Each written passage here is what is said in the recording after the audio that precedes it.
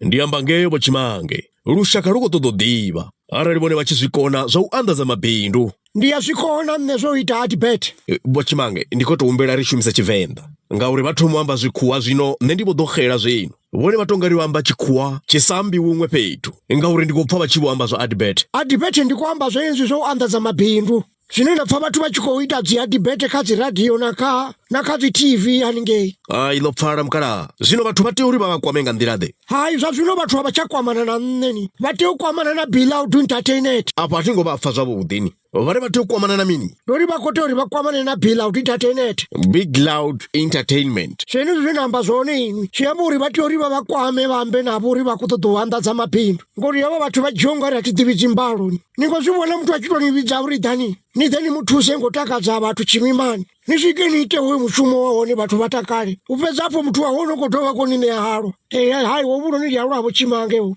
Vhotshimange ari bathake ni nga mbudza zuri ni khou nthaka nga halwa ndori ndi vho itwa izwi zwikala zwine zwa pfi Vhotshimange a badini wa to vha rengela halwa fhedzi zwoṱhe zwi a tshimbila tano vha rengela ḽi rava ḽa 10 liter vanwe munedza wavho pfala